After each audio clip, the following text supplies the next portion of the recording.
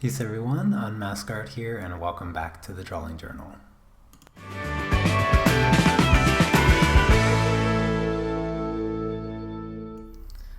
Alright everyone, so today I'm just going to be working on this kitten a little bit. This is part of a live stream tutorial that I did over on Patreon, and we drew this last Friday.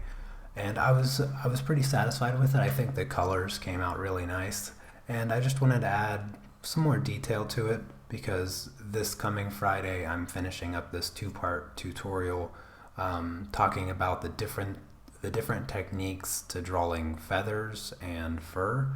So I thought that for today I would just kind of have some fun and just doodle around a little bit, add some extra details to this kitten just to get it looking the way that I really want it to look. I hope that everybody had a fantastic weekend. I cannot express enough how amazing the weather is right now. So I decided to start this live stream a few minutes early, not too much earlier, but I wanted to start it earlier because I think that it should be a crime punishable by death to not be outside today because the weather is just absolutely perfect. Before the live stream, just to like clear my head and stuff, I actually walked around my complex here for like an hour just listening to music. It was just so fantastic. I almost canceled the live stream because I didn't want to come in so bad, but I'm here, so let's just do this. Hello Hildy, Zahar, Alex. It's been a while, Alex. I'm glad to see you were able to make it to the live stream today. It's always nice having you here. So let's see. My weekend was pretty ideal. Not only was the weather great, but Saturday, last week I mentioned that Anna and I was thinking about doing a live stream this past Saturday, but obviously that didn't happen. And the reason that didn't happen is because we went to Energylandia, which is one of Poland's amusement parks.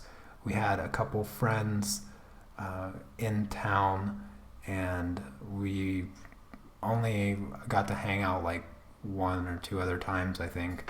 And so they were in town for the weekend, and so we decided to go to the amusement park, and we had quite a bit of fun. They had some pretty fun rides there, and then so that's how we spent most of our Saturday, and then we walked around for a little bit. And then yesterday, again, the weather was just the weather has just been so amazing. It's just about as amazing today as it was yesterday.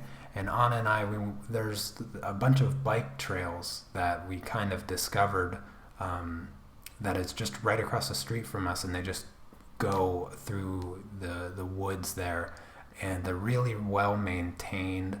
And so we just walked around for I don't even know how long, like an hour and a half or so, and it was just really nice to get outside and do some walking. And it reminded me of being back in Washington State when it's really nice weather and going hiking and stuff like that, because there's a lot of really popular trails in Washington, and so it was really nice. It's not that I miss Washington. It was just nice to get out and do a little bit of walking and in nature, It's very relaxing.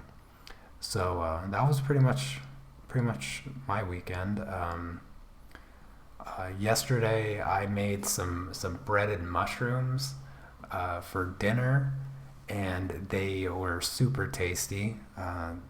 So it was the first time I ever tried to make it. I just kind of like made a random batter and fried them up, and they were really good. Not that has anything to do with art, but I figured starting off I'd just tell you about my weekend. So that's pretty much it for the extent of my weekend. Not too much else going on. So right now I'm just using some of my polychromos, my 263, to add some more value to the fur and just creating some more texture and stuff on the head and adding some details here and there. So that's all I'm doing today. So if you have any questions about coloring fur or anything like that, feel free to ask. You can ask any questions you want, really, because it's the drawing journal, and that's what the drawing journal is all about, is just asking questions, regardless of what the topic is. So I've kind of recently, in the past couple weeks, I've really gotten into Magic the Gathering. I played a little bit in high school, and I mentioned this last week, but I bought some new cards over the weekend too, so I'm excited to go through them and play.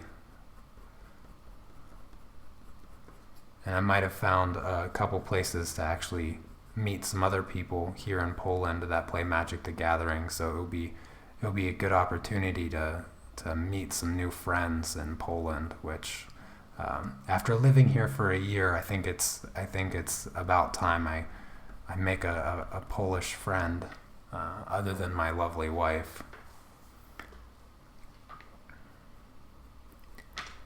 Hello,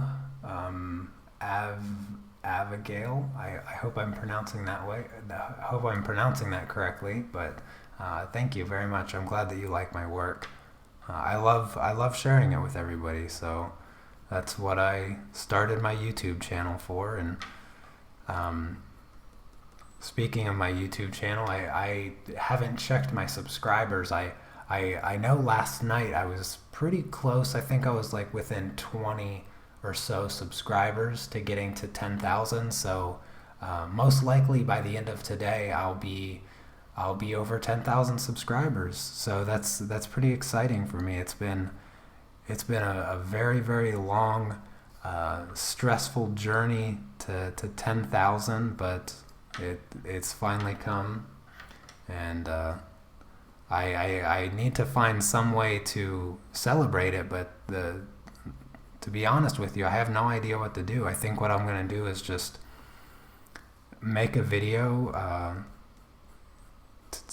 like doing a giveaway, and I think what I'll give away is just, I'll pick somebody random in the comments of my video, and not this video, but a video probably this week or something. I'll just make a short little video, and I think what I'll do is pick a random person from the comments and get in contact with them through their email, and then ask them what art supplies they might like to have, and just order them some art supplies off of whatever website best delivers to their location. So if they're located in the US, then I might do something like I don't know, whatever the US store is. I can't even remember. I haven't ordered from the US in so long, like Amazon or something like that. Maybe I'll do that. Or if they're in the UK, maybe Jackson's Art Supply, or possibly Amazon UK. Just depends where I can find the best price. But yeah, I'd like to give some art supplies away. I think that would be a nice way to give back to everybody that has supported my channel as it's grown, and give an opportunity to somebody that maybe doesn't have access to the best supplies. I mean, I don't necessarily have the funds to just buy like a whole brand new set of Luminance pencils or polychromos pencils, but I could probably do something around $100 that wouldn't be too bad. I would be able to survive the next month if I were to do something like that. I don't know. That's the simplest idea that I could come up with without making it too complicated. Like I didn't want to do like a competition, because what would I judge? Like, how would I judge the competition? And if I'm doing a competition, then the people that's entering the competition most likely already have art supplies, and I don't really want to give art supplies to somebody that already has like access to all the art supplies they need.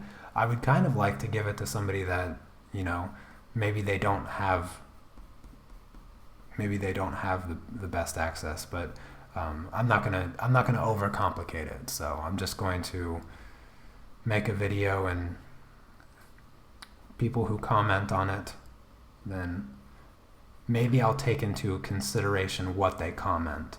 So perhaps that's how I'll do it. So not only will I choose a name randomly, but if the comment feels sincere, then I'll follow through. But otherwise, I'll just pick somebody else or something like that. I don't know. The more I talk about it, the more complicated I'm making it, which is exactly the opposite of what I wanted to do. So I'm just gonna stop talking about it. I'll figure it out later, I guess.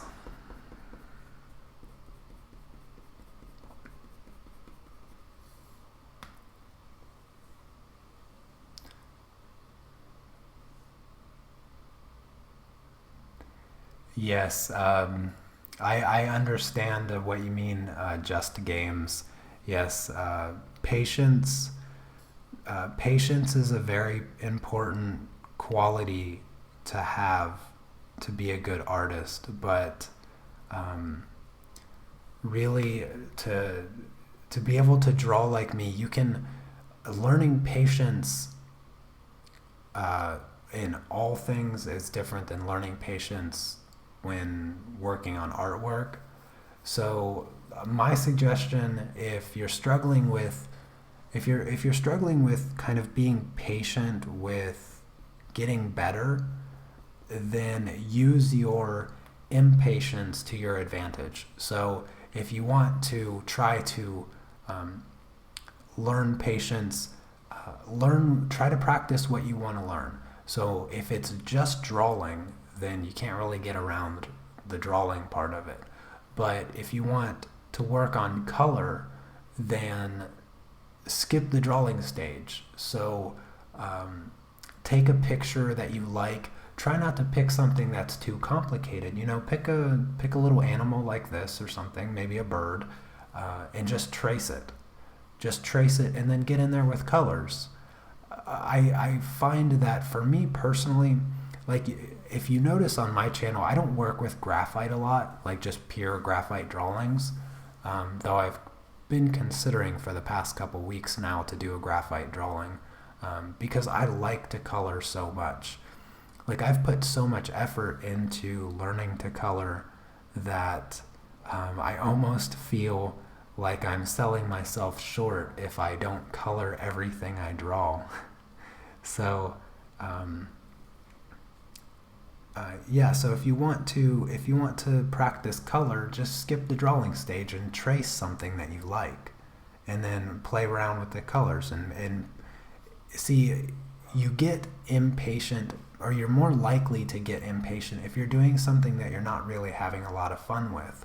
So if you're not really having a lot of fun with the sketching stages of the drawing process, then just skip them, trace it, and then move right into the coloring.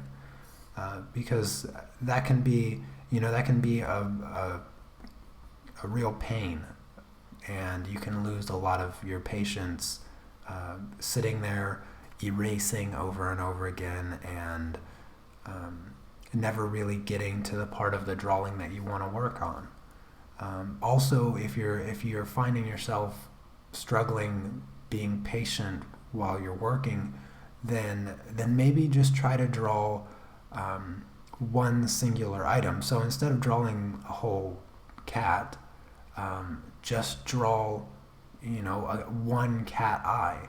In fact, I have a tutorial on my channel that you can watch that is drawing just a cat eye. And it's about this big, and you can just go in there, play with the details, and you don't have to worry about any other part of the animal. You know, pick small subjects and get better at drawing those one subjects, and then expand. Maybe from one eye you do two eyes, and then you build up, and then slowly over time you'll get patience just by knowing what to expect throughout the process. I think that what discourages a lot of people is the early stages, especially if you're working with a medium like colored pencil.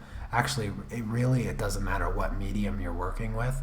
There's always this period of time when you're working, and it is the ugly stage. It's what most people refer to it as. And sometimes, if you're inexperienced with your medium, you kind of just feel constantly stuck in the ugly stage.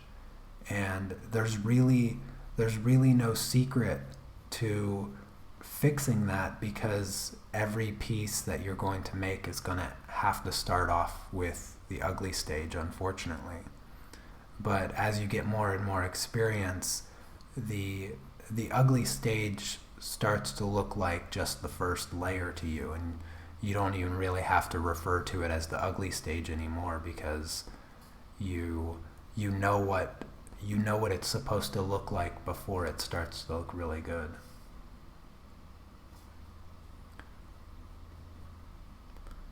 Because I still struggle with that sometimes, especially when I'm drawing something that I'm really not interested in, because occasionally I'll get commissioned, very rarely, but sometimes I'll be asked to do a tutorial, or I'll be asked to do a commission of a drawing that I'm not particularly excited about. And for that reason, when I get to the ugly stage on that drawing, I don't want to move forward with it because I don't like the way it looks, and I kind of want to rush myself to the end just to be finished with it. And it just takes practice. Just like any skill, patience is a skill, and to develop your patience, you have to practice. And I would say that one of the things, if you work on a larger piece, what I like to do is work on a section. I like to break up the different sections of my piece and just kind of ignore the rest of it. Because if I try to do it all at once, slowly, bit by bit, then I feel overwhelmed. But for instance, when I drew this, when I started drawing this kitten, I started with the eyes. I didn't look at anything else. All I did was the eyes. After I finished the eyes, I just did the head. I ignored the ears. I just did the face and the head. And I didn't move on until I felt like I was comfortable moving on. And then I did the front paws here, which was actually quite easy. And I ignored everything else. I just did this part. And then after that, I did just the kind of dark reddish part here. I ignored this foot. And then once I kind of felt comfortable with that, I moved on to this last foot here. And that's the process that I went through with this particular drawing, just to help break it up into digestible pieces. The way I think about it is, when you eat a sandwich, you don't try to shove the whole sandwich in your mouth at once. You take a bite out of it at a time. And that's the way I kind of approach my artwork. And it helps me not feel overwhelmed. It helps me maintain a level head and a sense of patience, because one of the things that occurs when you're drawing, especially if you draw for a long time in one sitting, is that if you if you look at the place that you started, you'll notice that your details are cleaner, your lines are cleaner, it looks better. And then if you move to the part that you finished at, you probably look a little bit sloppier. The lines are a bit looser, the details aren't as crisp. And the reason for that is because from the beginning to the end, you were slowly losing more and more of your patience, and you were starting to rush and do things quicker and quicker. And so your details slowly fade as you get farther and farther away from your starting point. One of the things that I also don't generally do is try to finish a piece in a single sitting. Even if I feel like it's, completely done, I will go back a day later, or even 2 days later, or even a week later, and just look at it and grab a pencil and start touching up some of the details. And now that this kitten already looks pretty much done, and like a few of you in the comments said, it looks pretty realistic, now I'm just adding another layer of realism to them. I'm bringing out some more details and just making it look even better. So now that it looks like this, I'm outside of the ugly stage. So I could sit here all day just having fun with this drawing because I know it already looks good. All I have to do is go through and add some of those really fine details that I think that will make this drawing go from good to great. And that's the part that I like the most. I like taking a drawing from the good to the great. It's the beginning parts that wear you out the most.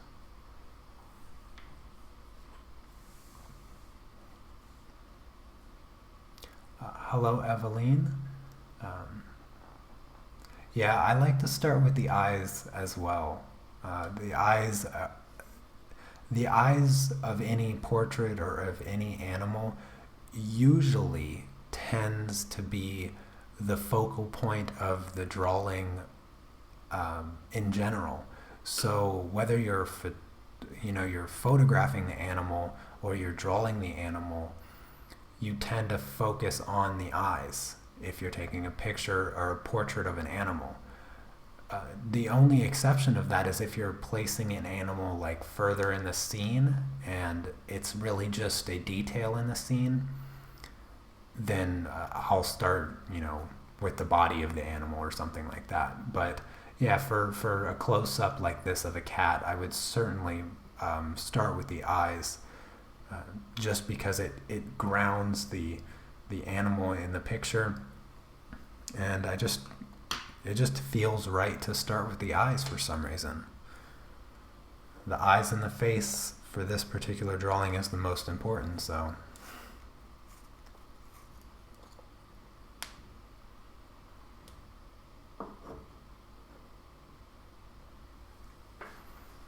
Oh, you're welcome. You're very welcome, Just Games. I'm glad to hear that. Oh, you're welcome, Abigail. That's exciting that you're getting some pan pastels. I think you're really gonna like them. I don't know if you got the pan pastel tool, but I definitely recommend the little spatula blender for the pan pastel. You saw me use the spatula blender in the tropical beach scene that I did.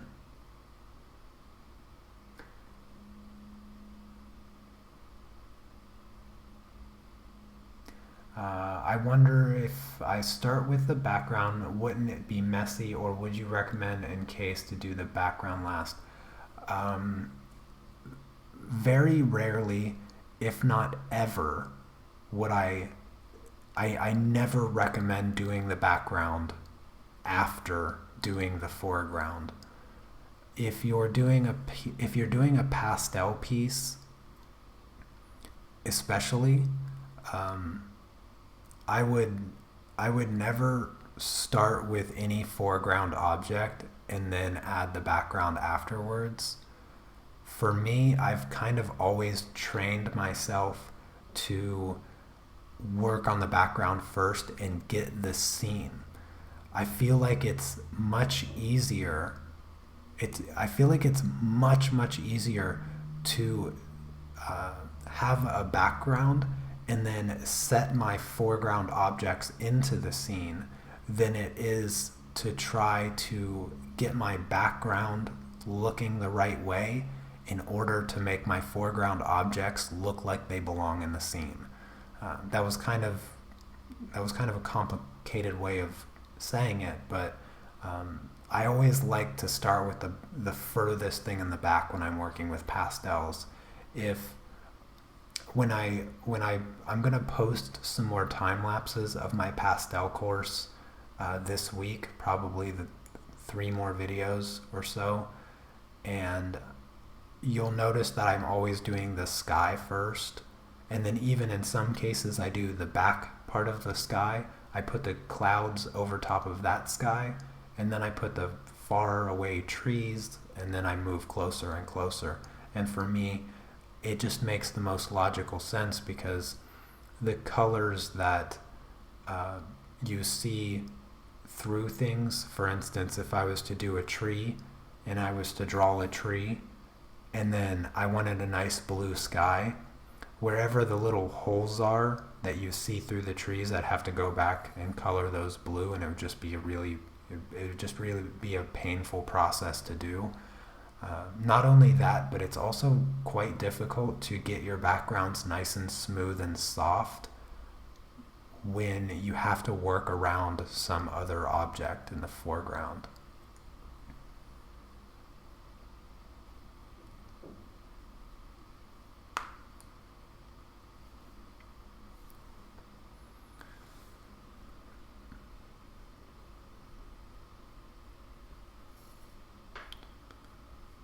So I feel like some of my black here in the eyes faded a little bit over the weekend, so I'm just going to darken them up a little bit. Try to make some starker contrast in the eyes here. That's another thing that you want to be aware of. Sometimes your contrast can't be made on the first layer. And that goes with black as well. Like, I never do, if I use black to really heighten the contrast of an object, though I don't necessarily use black all that often, but I especially will use them to get the pupils of an eye really dark. Sometimes you need more than one layer, so don't be afraid to go back with your black and add that extra layer to really make the black nice and deep. And you can even add a little bit of blue, like a dark blue over top of your black, because sometimes a dark blue mixed with your black can actually make it look much darker.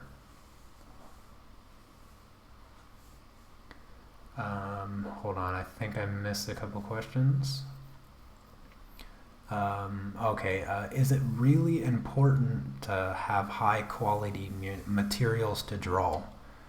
Now, I'm going to take your question literally unless you correct me, but I assume, like, if you're referring to drawing, I'm only going to talk about pencils. Not colored pencils, only graphite pencils. For when I work with colored pencils, I call it coloring. When I work with graphite, I call it drawing. So if you want to include colored pencils, let me know before I answer your question. But if you're just referring to graphite, it doesn't matter. I don't think that. I don't think that it's really important, no. I think the importance level only rises when, if I was to graph it out, I should have grabbed an extra piece of paper. But I would say, let me see if I have Let me see if I have a piece of paper here.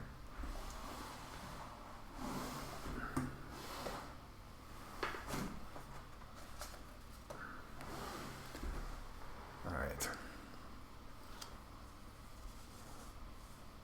Okay, this is going to be regardless of whether you're referring to colored pencils, graphite, paint, or anything. So let's say that this line here and this line here, let's say that, I'm going to zoom in really quick.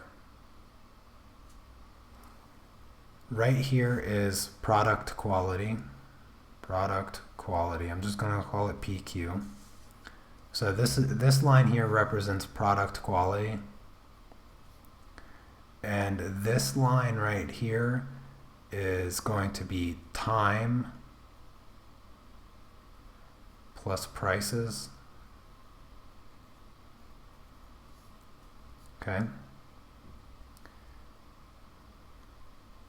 Sorry, I graduated with a degree in math, so using a graph helps me think of these things. So when you're beginning, when you're starting out, to pretty much I would say to pretty much the 2-year point, so each one of these, let's just say it's a year. So starting out to the first 2 years of drawing or anything, I would say your product quality is bare minimum. You shouldn't care at all. Really, you shouldn't care. You're not going to surpass the student grade. Like, I wouldn't go below student grade. Like, I'm not going to ever recommend you get art supplies that they have children buy for elementary school. But the lowest that I would go is student grade, which is the cheapest art supplies you should ever buy. If you're buying pencils, if you're buying colored pencils, if you're buying acrylic paint or oil paint, never go below the student grade. They're the cheapest, and for the quality, it's quality enough, which is all you need for sure for the first 2 years. But as time goes on, and what I mean by prices here is that if you're going to start selling your work, if you're using a lower grade quality product, then it's not going to be a high enough standard to really charge what you should. And for 2 reasons. One, it's not going to last as long. And 2, it doesn't cost you as much to buy those cheaper art supplies. So only past that point really should you consider upgrading your supplies to something, in which case it's just going to kind of grow, not necessarily exponentially, but slowly upwards, just like that. So as you become a professional, then your product quality needs to be at the top. But no point before you're a professional should you really reach the peak of professional quality supplies. Now, with something like colored pencils, you can often reach those professional quality supplies well before you're actually a professional artist. And that's because colored pencils, I would say, is probably one of the more reasonably inexpensive mediums to use. I would say the much more professional quality expensive mediums to use is going to be oil paint and pastels for sure. And then probably next watercolor, and then acrylic paint. But really, acrylic paint is also one of the much cheaper mediums to buy. But canvas, that's where when you start painting canvases and panels, that's where the price increase comes from for the most part with acrylic paint. But yeah, so in general, the quality of your art supply should really only go up as you gain more experience and you want to raise the prices of your work. There's no, if you're drawing pictures that, you know, just about any high schooler in art classes is producing, then obviously, you know, your experience and your skills aren't to a level high enough to really justify the purchase of really expensive art supplies. So it's not a hard balance to make. But for colored pencils, to be honest with you, you could start off. I don't recommend it, but you could start off with the best pencils. You could go out and buy Luminance and polychromos pencils, the full set, if you really, really wanted to. But if you're just starting off, I would strongly discourage it. When I started working with colored pencils, I bought the 72 pack of Prisma Color pencils, and I worked with those pencils for 2 years straight before I ever felt like I could justify spending money on colored pencils that were of a professional grade. So it's it's always going to be a personal choice, but for me it's more of a logical decision rather than, you know, just wanting good supplies. Because the pictures that I created with my Prisma Colors, they were like my training wheels, because Prisma Colors are significantly cheaper than these supplies, the polychromos and the Luminance pencils. And if you can't make good artwork with Prisma Color pencils, buying Luminance and polychromos is not going to help you at all. So yeah, that's so if you're starting out, I don't recommend concerning yourself with the quality of your supplies. If you're referring to colored pencils, then just get Prisma Colors. That's my advice there.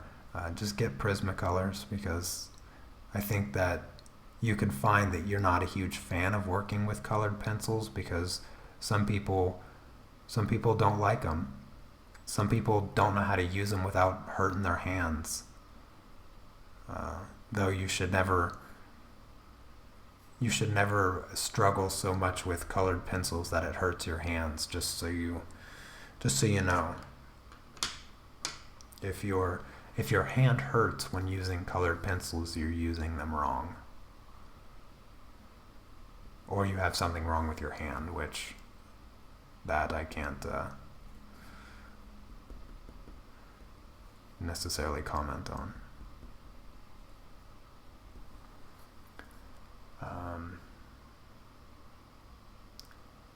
Yes, for pastels, paper is extremely important. That's one thing that a lot of people and myself am totally guilty of overlooking for the longest time. I worked with graphite and colored pencils for 3 years, and never once did I think about my paper. I bought cheap, crappy paper, sketch paper. It was at least I bought it from the art store. Like that's all I got going for me when I first started my channel. When I first started my channel, I was using crappy sketchbook paper, and I'll never use that paper again. And I went a really long time before I ever really started to look into the importance of paper. And I need to I'm going to be making a video soon, kind of comparing a bunch of papers, and talking about talking about paper in general because it's such an important subject that I would hate to let anybody go as long as I did in the beginning using mediocre paper.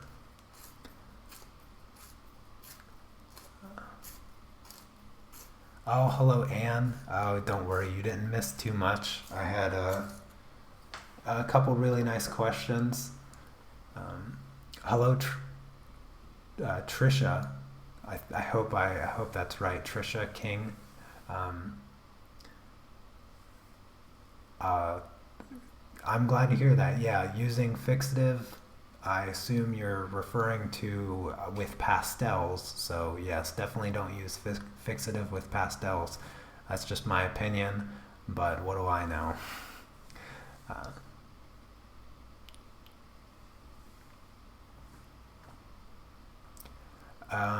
so if you're having a lot of problem just drawing eyes and you practice a lot and nothing is changing, then make a change to what you're doing.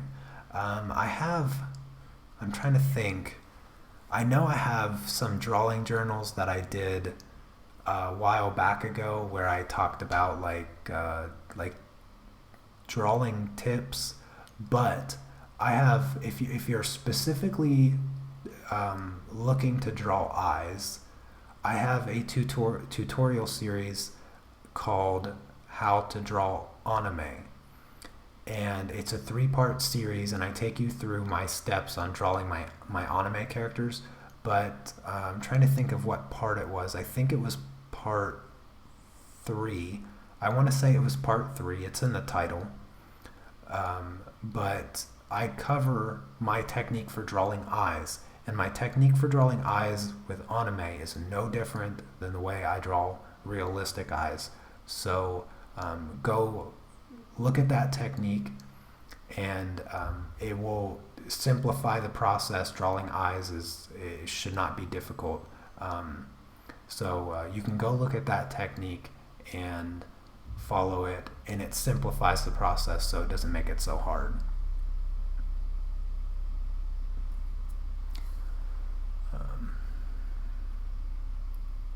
Okay, Evelyn, thanks for coming by.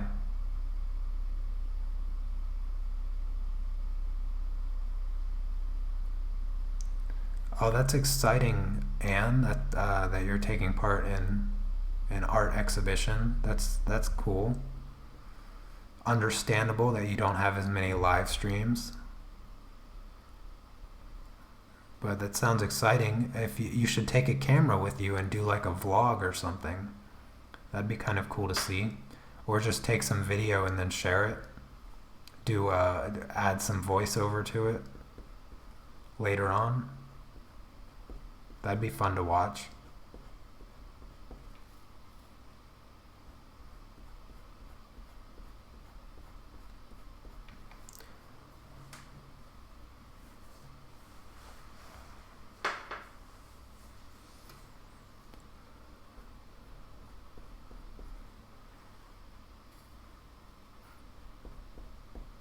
So I think I have quite a few people watching now. I wanted to hold off a little bit until I had a few people in the live stream for this partially not good news. But so if you're not aware already, my Kickstarter for my Intro to Pastel course. It's still live right now. It has about a week left. I think it ends next Tuesday. And as I currently see it, it's not even halfway. It's really close. It's pretty much halfway, which is actually kind of disheartening. And it doesn't look like my Kickstarter is going to be funded. It would be very, very surprising to see it get funded in the next week, but it still needs $500, and I don't know if it's going to happen, and so anybody that's maybe watching the live stream that hasn't funded it, then I don't know if I have the link. I should have the link in the description of this video. If not, then I need to put it there as soon as possible. I'm going to check, actually. I need to check to see if it's in the link.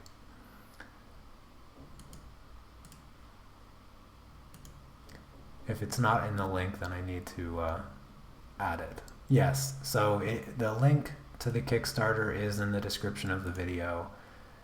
So if you can, and if you're interested, then maybe consider backing the project.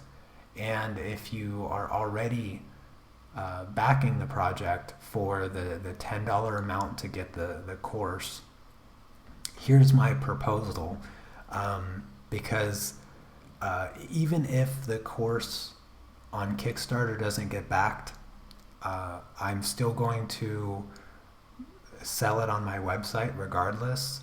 The Kickstarter was just going to help me, like, kind of reimburse me for the time and the supplies and setting up my online store. But if you're backed already, if you have the project backed already for $10, and the project does not get fully funded, nobody gets the course for $10. I'm going to sell it on my website for $25. So I can't offer the $10 amount for the course on my website. I can only do that on Kickstarter. But if the Kickstarter doesn't get funded, then nobody gets the course for $10, which I would hate for that to happen. So if you think about it, if you bump your pledge up from $10 to $25, essentially you're still getting the course, but essentially you're getting a free print of whichever project you would like. So if it doesn't get funded and you have it backed for $10, then if you still want the course, you'd have to buy it from my website for $25. But if you do that, then you won't get a free print. So if you buy it from my website, there's no free print doing it that way. So if you back it on Kickstarter for $25, technically you get a free print.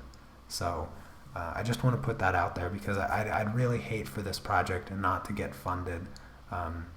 And if you happen to be in the boat where you not only haven't you backed it, but you're not in a financial position to back it, which is entirely understandable, and I would never hold that against anybody, then just sharing it on Facebook or tweeting it out or something like that would be very, very helpful to maybe let somebody find it that might be interested in starting pastels or something like that.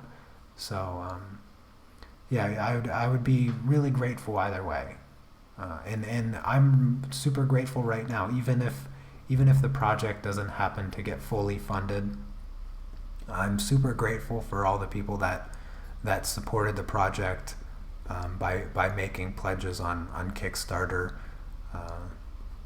and yeah, so hopefully by this time next week, because there will still be a little bit of time left for the Kickstarter when I do next week's drawing journal. So hopefully I will be singing a different tune next Monday, and the Kickstarter will be fully funded. But for right now, it's honestly it's not even close, and it was kind of a bummer to see how far away it is from being funded, especially after the major success that my first Kickstarter was. My first Kickstarter, I think it was fully backed in like 2 days, and yeah, so hopefully that will change soon.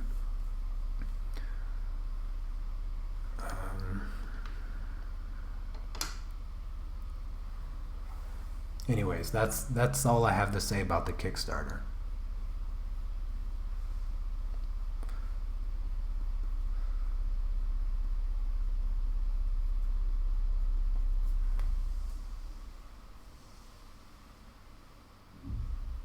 Hello, Renate. Sorry, I'm so bad with names. I apologize.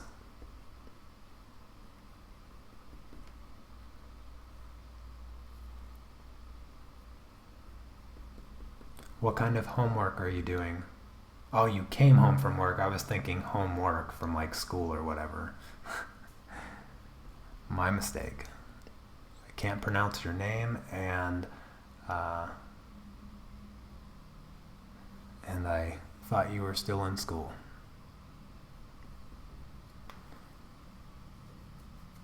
Thank you so much, Lisa. That really means a lot to me. I'm very grateful, and I look forward. I look forward to. I look forward to the response after I release the course. I really would like. I want to put some kind of like rating system or something on my website underneath the course, so that after you do the course, you can give it a rating and let me know what you think. Because in the future, I want to make more courses like this. I would like to do. So I'll have the intro to pastel course. I'd like to do a little bit more advanced pastel course. And then I would also like to do an intro to colored pencil course as well. Is there another type of colored pencils that work like Prisma Colors? There's a couple wax-based pencils, but me personally, I went from Prismacolor to Luminance, and I skipped over all the potential intermediate level colored pencils. But there's some like store brand there's store brand wax based pencils, depending on what part of the world you live in. I imagine you have access to different ones, but you might be able to find something like that. You could look it up to find similar pencils, but I don't know any off the top of my head. For the longest time, for me, Prisma Colors were just the kind of the standard. Like, if you wanted to do good colored pencil work, it was colored, or Prismacolor was the pencils that you got. It wasn't until I really got into colored pencils that I learned about polychromos and luminance pencils.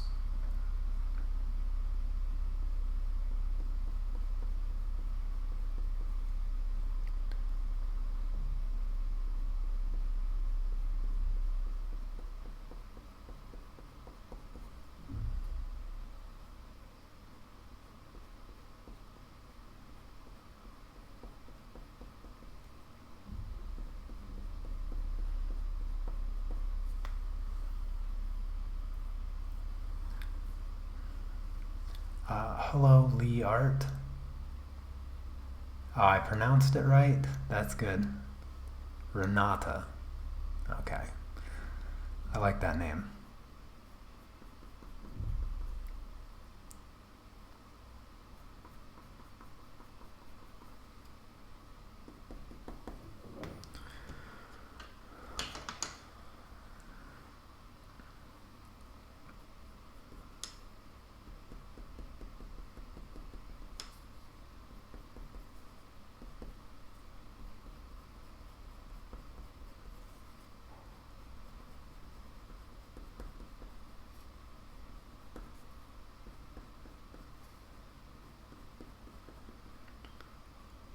Derwent Color Soft. Yes, I've heard of those ones. So that's a good example of different brand other than Prismacolor that you might consider trying. I've never tried them, so I can't I cannot recommend them personally, but Derwent is a trusted brand in most cases. What kind of white am I using? So this is my Luminance white. Yeah, well, actually, polychromos, all of polychromos pencils are translucent, maybe with the exception of one or two colors. Goodness, I don't even see one, to be honest with you. Maybe 192, 152, 141. Yeah, that's about it. Those are really polychromos's most opaque colors. I like polychromos, but I would never only use polychromos because they're so translucent. I think they are perfect to lay on top of wax-based pencils to use almost as a glaze. But I've done a few doodles with them in my book here. So let's see here.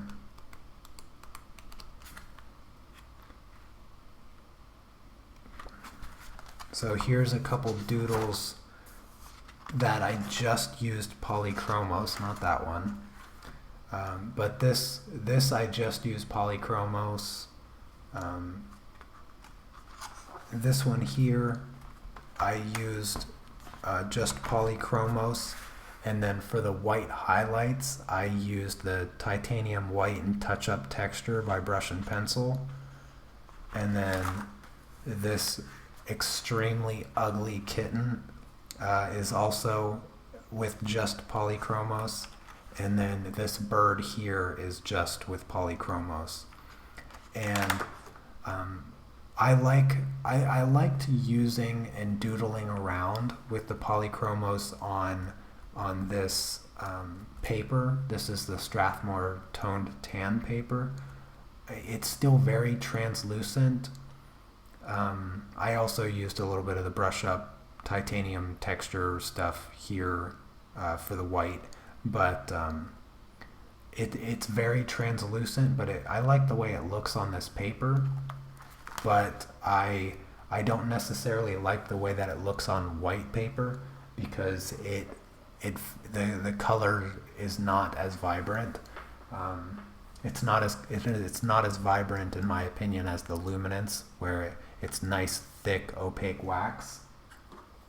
For the most part, Luminance pencils are opaque with a few translucent ones, but like some of the reds are very translucent, and a couple of the greenish blue colors for Luminance are translucent, but a majority, if not all, of the polychromos are what I would consider semi-transparent.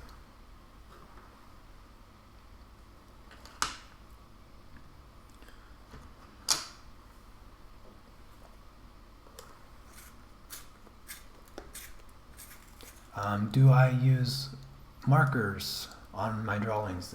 Yeah. I haven't actually used markers in a while.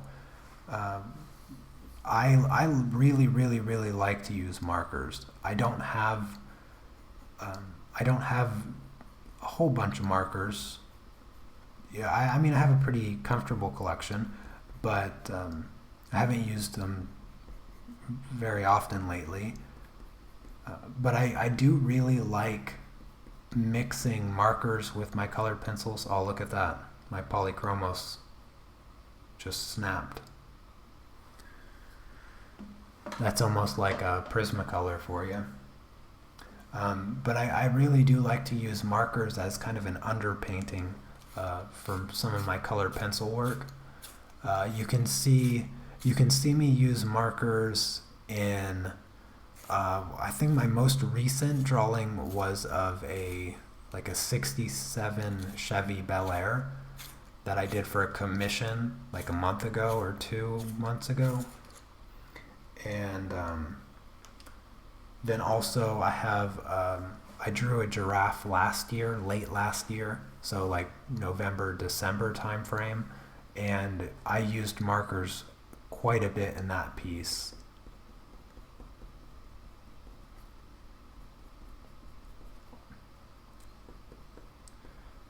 So yeah, I like to use markers for colored pencil work as an underpainting or something like that. I think that it works really nice, and markers complement colored pencils in a good way. One of the things that I like to use the markers with is if I have like a really dark spot or a dark like area, like a complete area of a drawing, then I'll just use like a dark gray or even a black marker, and then I'll put layers of colored pencil. Because on this paper here, so this is the paper that I'm drawing on right now is Stonehenge vellum, which is a paper I use very often on my channel, and I don't necessarily like to put markers on this paper because it bleeds too much. When I use markers, I much rather prefer my smoother papers, which is the Strathmore Bristol Smooth or the Strathmore Bristol Plate, because I don't get nearly as much marker bleed. But using a black marker on this paper here essentially turns the paper into black paper. So you can layer your colored pencils over top of the black really nicely, and I like the look of it.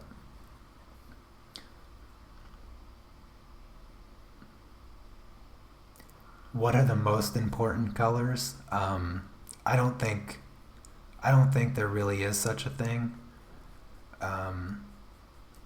because it depends on what you like to draw. You know, you could like to draw portraits. You could like to draw portraits, but maybe you like to make your people blue. Maybe you only like to do portraits of the Blue Man Group and Avatar characters. I don't know. So yeah, I don't think you have to concern yourself too much with what are most important colors. Just jump in and color something, because I think that the pencils people run out of in their sets, so if you buy two artists the same sets of colored pencils, you might see some overlap of colors that they use most often, but then maybe there's going to be a big difference just depending on which two artists you choose. Because some of the colors, so if you want to know what colors I use the most in my Luminance set, my maybe 5 most used colors is going to be 801, 832, 872, 836, and 407, and 508, and 876. So those are going to be those are my most used Luminance colors, and the reason for that is because I like to do portraits, and I use those colors in every portrait I draw, because they're great for base colors, for skin tones, and then I glaze colors over top of them to subtly change them a little bit. And so I end up using a lot more of those colors than, say another artist might use. I also like to use 842 for the luminance. I use that a lot in my skin tones, which you might not think is useful in a portrait, but I use it quite a bit. And if you go to another portrait artist, they might find that color completely worthless.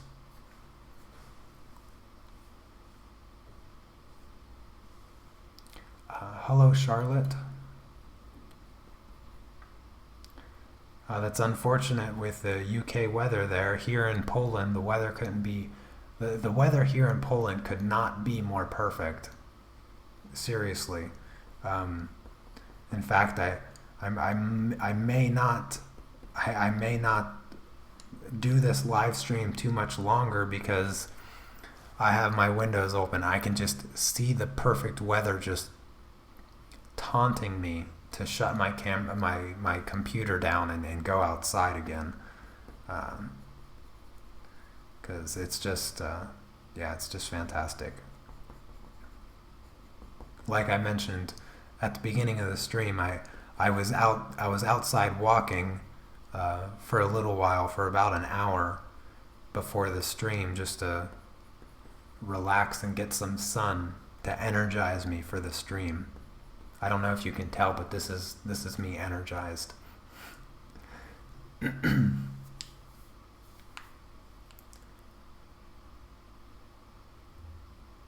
Okay, so that question makes sense. So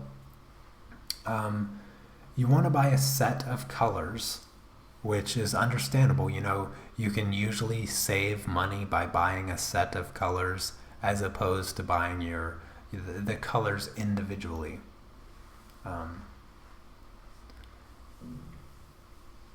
Oh yeah, I'm right there with you, Anne. I'm glad that, even though I love the snow, I'm glad that winter is over and I'm finally able to go outside without a jacket or a coat, or I was about to say pants, but what I mean is I can go out in shorts.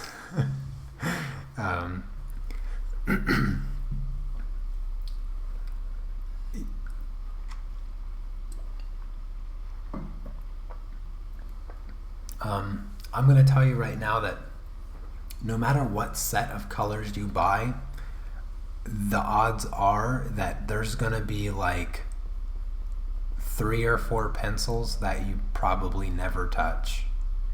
And you're going to sit there and look at those pencils stay the same length while your favorite pencils slowly dwindle down into nothing. And you're just going to ask yourself, why do they even make these colors? And that's a good question. But you might find some use for them. In fact, I was thinking about challenging myself. So I have a few of my Luminance pencils that I've had my Luminance pencils for over a year. I've done so many drawings with my Luminance pencils, sometimes 2 or 3 drawings a week for just the last 9 months, and I've had to replace a few already, and I've got at least 4 or 5, maybe even 6 colors that still have the original sharp point from when I bought the pencils. So the machine sharpened when they put them in the box.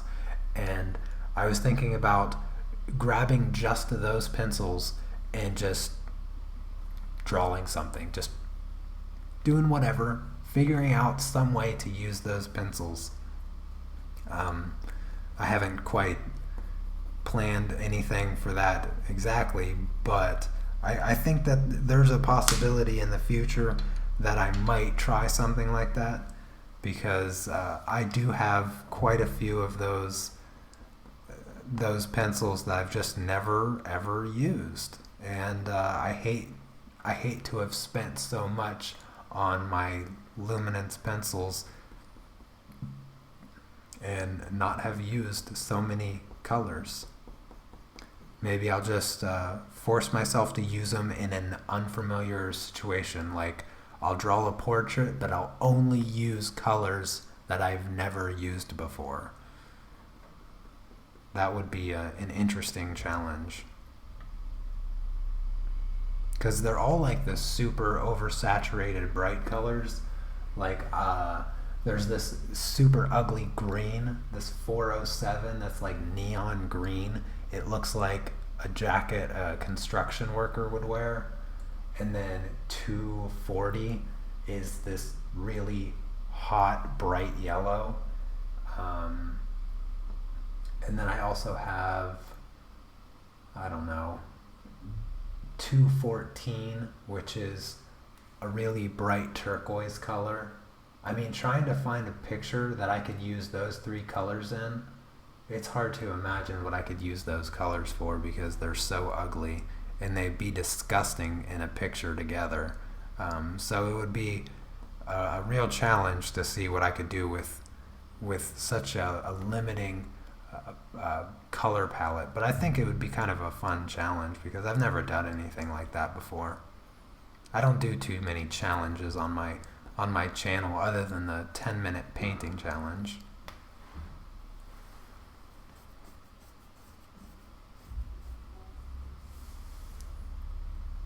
Oh, thank you, Anastasia. I'm glad you like my little kitty. That's actually surprising that you have reds that you haven't used, Anne. Your drawings are so bright and vibrant. I'm actually really surprised that yellow and red are some of your yellows and some of your reds that you haven't used very much. I feel like those colors would pop up quite a bit. If I were to say what colors I kind of imagine in my mind thinking about your work, I would say lots of blues and greens, like bright blues and greens, and then kind of the fuchsia purpley pink colors. Like, that's what I see when I think of your work, just like in my mind.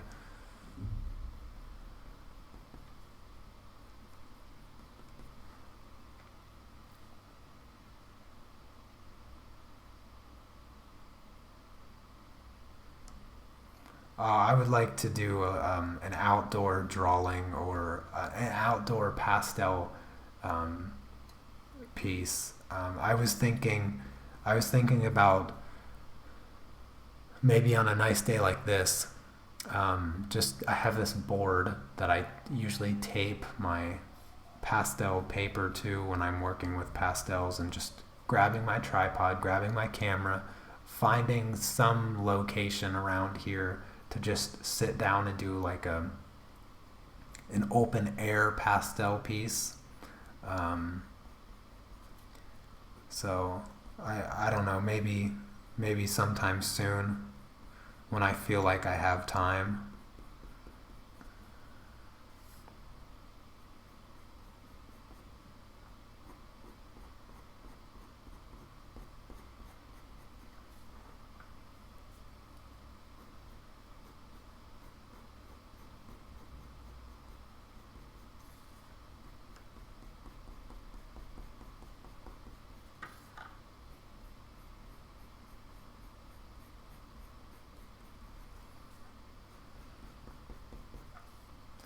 Yeah, I don't really feel like I've done much with this kitten, um, because I think I've talked most of the time. So I think now might be a good time to kind of get back out into this sun because it just looks so amazing out right now. And I will let everybody stop procrastinating and watching this live stream and get back to their own stuff. And if the weather's nice where you're at, then get outside and do something. Yeah, I can kind of, okay, I can, yeah, I can kind of see the warm yellows and warm reds. Because even though your pictures are nice and bright, they do kind of have like a cooler tone to them a little bit with the blues. But you do use kind of warm blues.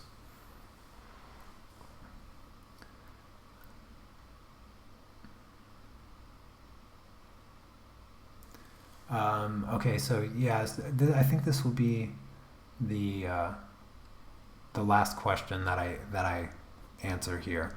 So, what is the best paper that I've ever used? Okay, so I'll tell you you've been asking a lot of questions regarding colored pencils, so let me just say best paper for colored pencils, because the funny thing is I use this Stonehenge vellum paper like all the time, but it's not my favorite paper. To be completely honest with you, it's actually my second favorite paper. It's cheap and it's really good for colored pencils, just strictly colored pencils, where I don't use anything else. But my favorite paper is actually the Strathmore Bristol plate surface. It's very slick, it's very smooth, and it's it's amazing. It's the best paper for markers. I would not recommend any other paper for markers other than the Strathmore Bristol plate um, paper. It's a Series 500 and it's a bit more expensive, but it's the best for markers that I've ever used. And for that reason, it works perfectly for using markers as an underpainting kind of thing and then colored pencils on top. It's also very clean for ink. So one of the things that I don't like about this paper is that you get feathering if you ink on this paper. And if you don't know what feathering is, it's instead of when you do a really fine line, instead of that line being super crisp and smooth, if you look at it, the ink starts to seep out of the edge and it acts kind of like water paper in that regard. The other thing is that blending with odorless paint thinner on the Strathmore Bristol plate surface, you don't have to use as much. It doesn't seep into the paper, so it almost dries immediately, which is fantastic, which is the reason I don't use watercolor paper, because using odorless paint thinner, I find that it seeps in and I have to sit there and wait for it to dry. This paper is good for the paint thinner because it does seep in a little bit, it does absorb a little bit, but it still dries really quick because it doesn't absorb nearly as much as watercolor paper. So yeah, my favorite paper, my all-time favorite paper for colored pencils is the Strathmore Bristol plate surface. I only use that paper for my large original like creations that I do with colored pencils. Otherwise, I use this paper, the Stonehenge vellum, for my tutorials. I also use this paper for commissioned colored pencil work for this size. So yeah, that's to answer your question. And Lee, yes, I would really like to do a outdoor pastel video. So the fact that you would love to see it motivates me even more. Hopefully the weather will be good next week. I don't know what I have planned for next week, but I still have a lot of work to do on my pastel course. So hopefully next month, maybe not next week, but maybe the following week. So in a couple weeks, maybe I'll just grab my camera one day and run out. I'll probably walk around and scope out a few places to, maybe if I find a cool location where I'm like, yeah, I could do a live painting of this scenery, because there's a lot of buildings and stuff. I don't want any buildings or man-made structures in it. unless I find something that cool. But yeah, I'm gonna have to do that this summer for sure. Maybe I'll try to do a couple of them this summer where I go outside and do a live pastel drawing kind of thing. And then what else? I think that's pretty much it. Thank you everybody that came over to live stream. It was awesome. I loved your questions. Just Games. I think this may have been the first time I saw you here. So thanks. And I don't know. I most likely I'm going to be at 10,000 subscribers by the time this day is over. So I'm going to wake up tomorrow morning and I'm going to have 10,000 subscribers almost for sure, based on my statistics of how many subscribers I generally get a day. And if you can, make sure you check out my Intro to Pastel course Kickstarter. I have the link in the description. So if you can back it, I would greatly appreciate that. It would be so awesome of you. And if you're not in a position to back it, or if you just want to share it on Facebook or Twitter or wherever, I'd also be very grateful for that. And tomorrow I will be releasing the time lapse of Project 2 from my pastel course, so you're going to get a kind of a double dose of advertising for that. And I'm going to probably do another one, possibly 3 time lapses from the course this week. I have 4 left to share, so I might even just do them all. And then yeah, if you want to follow along with this tutorial, drawing the cat, this Friday I'm doing the live stream over on Patreon. You get all of my live stream tutorials for $5 a month over on Patreon. And I think last Friday's tutorial was 2 hours long. I do them every Friday, and you can ask me questions just like you do in this video, but I take you through the steps. I give you the reference photo, I share with you all my colors, I take you through the process step by step. And so if you're interested in that, you can find me on Patreon. The link is also in the description. And I will see you all next week for sure. I don't know what I'm going to be working on because I'm going to have this bird done this Friday, and so I'll be drawing something else. So if you have any ideas of what you'd like to see me draw, or maybe questions you might have, leave them in the comments on this video and I will try to get to them next week. If not, join me next week for the live stream and you can ask me in real time. And with that, I will see you all next week. Take care. Peace.